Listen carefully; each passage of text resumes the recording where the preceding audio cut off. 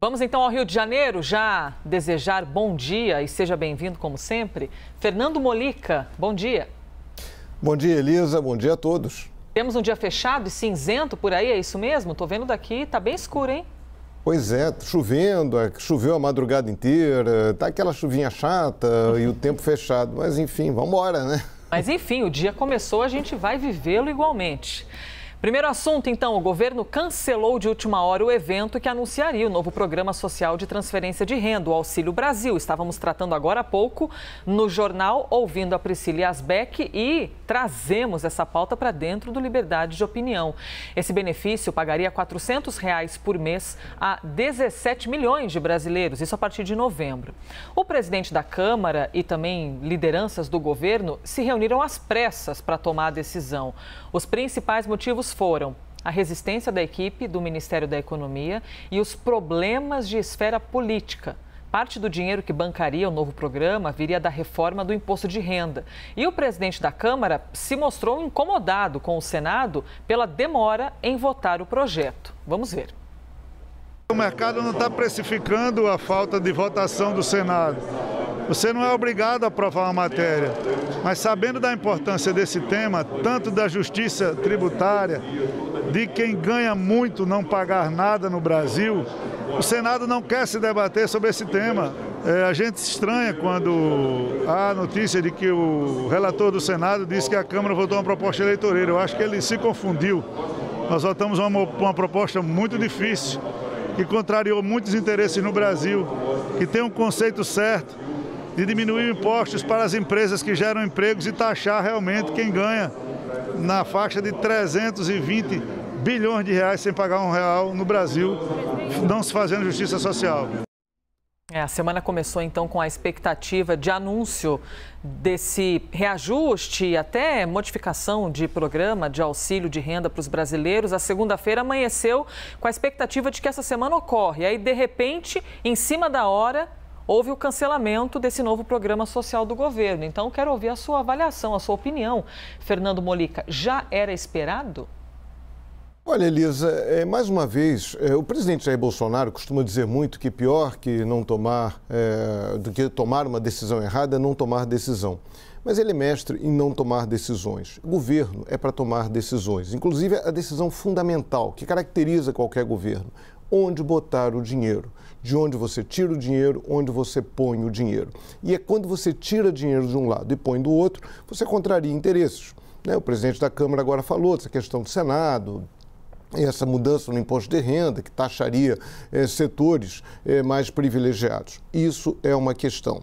Então fica essa confusão. Ontem o relator, fiquei até impressionado, vi a entrevista do relator dessa proposta, de criação do Auxílio Brasil, o deputado Marcelo Aro, que é do PP, criticou muito o governo, falou em casa da mãe Joana, disse que o projeto era eleitoreiro, porque só previa recursos extras até dezembro de 22. Mas essa discussão ela é fundamental por um ponto. Quando chega a campanha eleitoral, muitos políticos, não só o presidente Jair Bolsonaro, mas ele também, ficam falando em vou governar para a família, não sei o quê, bababá, bababá, e fogem, falo no plural, do ponto fundamental, onde botar o dinheiro. Essa é uma questão tradicional. No Brasil, tradicionalmente, o Brasil faz um Robin Hood às avessas, tira dos pobres para dar para os ricos. Pois é, agora a gente está precisando o governo precisa aí de 50 bilhões para bancar aí esse aumento do Bolsa Família, mudar o nome do programa, garantir uma renda mínima de R$400. Aí precisa de 50 bi. Essas emendas parlamentares, porque o parlamentar, o deputado, o senador, ele é para propor lei, mas no Brasil o parlamentar pode aplicar dinheiro público em projetos. Isso aí soma em torno de 36 bilhões. Pois é, seria uma boa ideia, por que não tirar esse dinheiro? Aí tem as isenções fiscais, que no Brasil, isenções fiscais é aquele dinheiro que o governo abre mão de receber para beneficiar determinados setores. Para o ano que vem, a previsão é de 371 bilhões de reais que o governo vai deixar de receber. Isso inclui o Simples, que muitos profissionais utilizam, que você paga menos impostos, isso beneficia pequenas empresas que talvez não tivessem como sobreviver sem esses benefícios, mas beneficia também médicos, advogados, empresas também, pequenas empresas de jornalistas, é um setor da classe média que paga menos impostos. Só em Simples, o Simples Nacional representa 85 bilhões de reais a menos para o governo cada ano. Zona Franca de Manaus, quase 43 bilhões. Aqueles rendimentos isentos e não tributáveis do imposto de renda, 37 bilhões. Entidades sem fins lucrativos, muitas escolas, muitos hospitais que pertencem a entidades religiosas, que deixam de pagar aí 32 bilhões de reais em impostos.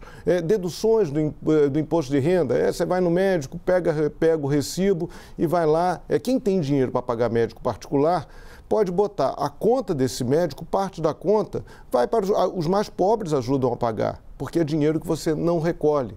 Então, assim, é uma decisão política de onde botar o dinheiro. Agora, cortar de todos esses setores não é fácil. São setores organizados, são setores, esses setores beneficiados têm acesso ao poder, têm acesso ao presidente, a deputados, a senadores. Então, é muito difícil cortar esses benefícios. O cara que está passando fome, que está agora em São Paulo, na Praça da República, que está ali na Praça da Sé, enfrentando esse frio de 13 graus, sem tomar café da manhã, esse cara não tem poder de lobby. Esse cara não sabe, não tem internet, não sabe chegar, não tem como chegar no deputado, no senador, no presidente. Ele não tem lobby, ele é o prejudicado. E é esse dinheiro, e falta dinheiro para ele. Então, é decisão política. Você tem que tirar de um lado e botar do outro, e isso não é fácil, principalmente num governo fragilizado, um governo que precisa muito do apoio de deputados e senadores. Elisa. Molica, vou trazer mais uma pauta que foi adiada. A votação da PEC dos precatórios, que deveria ter ocorrido na comissão especial e também foi adiada. A proposta, que deve entrar na pauta hoje, quarta-feira, é fundamental para o governo abrir espaço fiscal para o programa Auxílio Brasil já no ano que vem. Por quê? Todos concordam que existe a necessidade de haver esse programa. Você tem seres humanos que passam fome, necessidades tremendas. Todos têm essa certeza, né, Molica? Mas fica o desafio, como fazer esse programa, de onde tirar esse dinheiro. E o adiamento de uma pauta tão importante como essa acaba só atrasando um pouquinho mais essa solução. Como é que você avalia esse adiamento e o impacto fiscal para o Brasil, não é? Com a PEC dos precatórios, PEC das dívidas, vamos assim dizer. O problema é que o governo quer oficializar um calote. Precatórios é quando a justiça reconhece, em última instância ali, que as pessoas têm direito a receber, pessoas ou instituições e governos têm direito a receber dinheiro do governo, né, ações judiciais, e o governo é obrigado a pagar.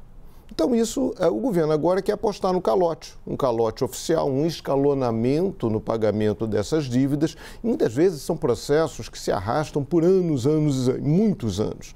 Isso envolve, às vezes, aposentados, pessoas físicas, mas envolve também empresas. Você tem governos, e aí essa grande dificuldade de fazer passar essa lei no Congresso, que governos estaduais, prefeituras também têm dinheiro a receber do governo e não querem ser alvo desse calote.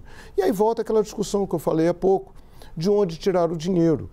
O governo fica criando gatilhos, vamos dar calote, vamos criar precatório, vamos entrar no cheque especial, que é quando o governo emite títulos, arrecada dinheiro no mercado, endivida, cria outros sérios problemas para a economia brasileira.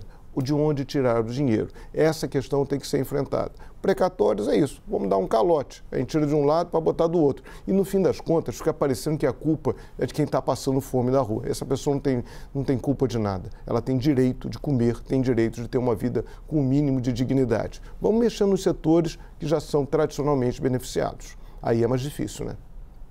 Molica, você acredita que tem a possibilidade de estourar o teto de gastos, de ocorrer alguma irregularidade fiscal? Porque estão atrás de uma solução e, por enquanto, essa solução não existe. A gente sabe o tamanho da importância que tem para a fome, de quem tem fome no Brasil, um programa social como esse e até para a bandeira do presidente da República, porque nós estamos às vésperas de uma eleição presidencial. Olha, o Betinho, Herbert Souza, né, que criou aquele programa contra a fome, ele dizia: quem tem fome tem pressa. Quem não almoçou ontem nunca mais vai comer aquele almoço.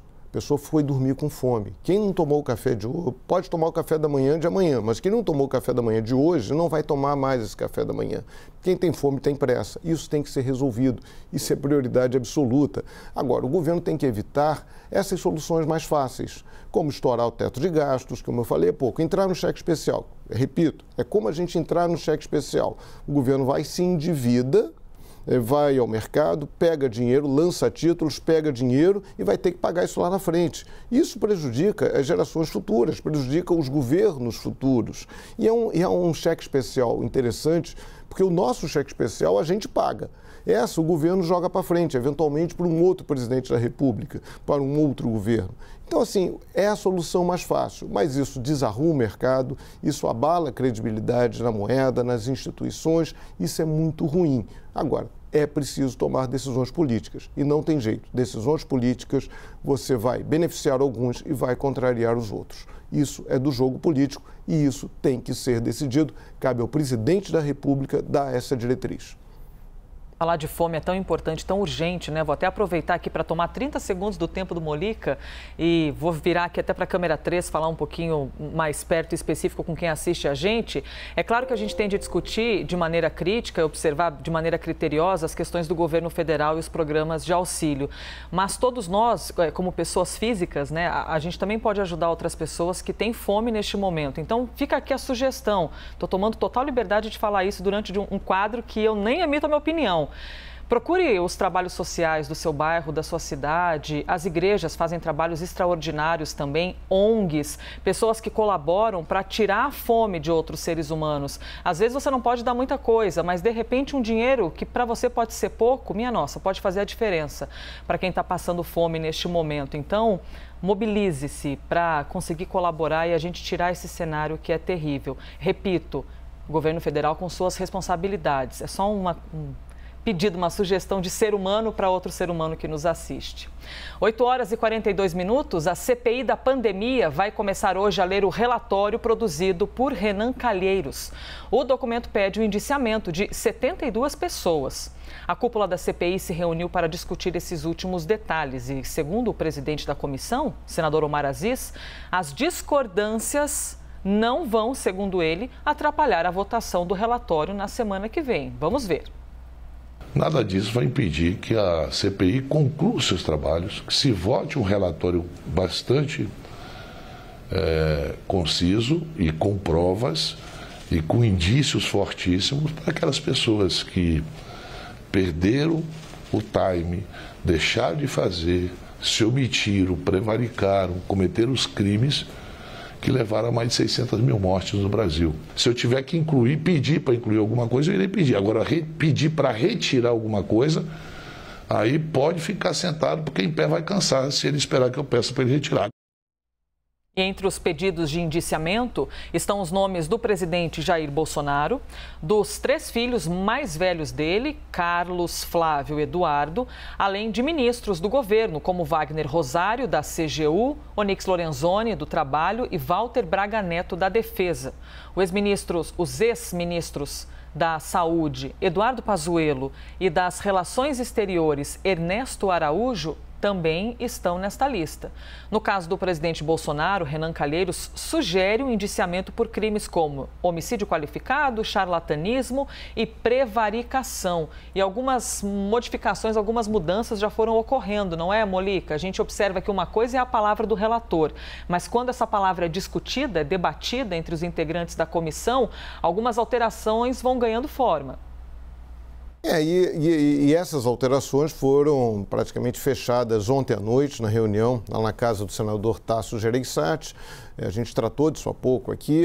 Houve assim, uma espécie de consenso de apostar naquilo que é mais certo, naquilo que vai além do discurso político, que além do discurso político pode ter consequências jurídicas mais efetivas. Então, Então, o consenso ali, o senador Omar Aziz falou isso ontem à noite, o senador Randolph também falou sobre isso. A ideia é retirar esse enquadramento do presidente Jair Bolsonaro de homicídio, né, que seria mesmo por homicídio por omissão, mas entraria no crime que o Código Penal prevê como crime doloso, né, o homicídio, ou melhor, a ideia da epidemia, provocar epidemia. Então, o presidente seria enquadrado nesse artigo, se não me engano é 167 do Código Penal, por provocar epidemia, e epidemia que resultado de morte. O artigo também prevê isso. Quando há um resultado de morte, a pena é elevada. Então, na prática, seria mais ou menos a mesma coisa, ele continuaria sendo responsabilizado por mortes, mas não enquadrado por homicídio, e sim por ajudar a provocar epidemia com resultado morte. E também seria retirada a acusação dele de genocídio, aquela discussão sobre genocídio contra populações indígenas. Então, houve ali um consenso na reunião de ontem, que seria mais simples enquadrar o presidente na categoria de crimes contra a humanidade, aí pode recorrer lá ao Tribunal Internacional de Haia, tudo para que fazer um relatório mais enxuto e que esse relatório seja mais facilmente apresentado e até mesmo tenha consequências jurídicas, que ele será analisado pelo Procurador-Geral da República, o Augusto Aras, que tem demonstrado, digamos aí, uma certa tolerância, uma tolerância com o governo federal, então não dar brechas para que o Augusto Aras rejeite o relatório como um todo. Então você faz um relatório mais focado, faz um relatório menos adjetivado e mais focado nos enquadramentos que podem ser comprovados na legislação, que podem gerar consequências jurídicas. Foi o espírito dessa reunião de ontem à noite. Elisa. Vou atualizar aqui um número a respeito deste assunto, que o documento pede o indiciamento de 69 pessoas. Eu citei 72, número então atualizado, 69 pessoas, por enquanto, constam na lista de indiciados deste relatório da CPI da pandemia. Fernando Molica, obrigada por hoje, viu? Bom dia nublado para você aí no Rio de Janeiro. Obrigado, Elisa. Bom dia. E concordo com o seu apelo que você fez há pouco em relação à fome. Não dá. Os governos têm muita responsabilidade nisso, a principal responsabilidade é a dos governos, mas cada um de nós também tem responsabilidade em relação a isso. A gente não pode admitir como normal aquela cena das pessoas praticamente atacando um caminhão de lixo em busca de restos de comida. Não dá. Terrível. Bom dia, Molica.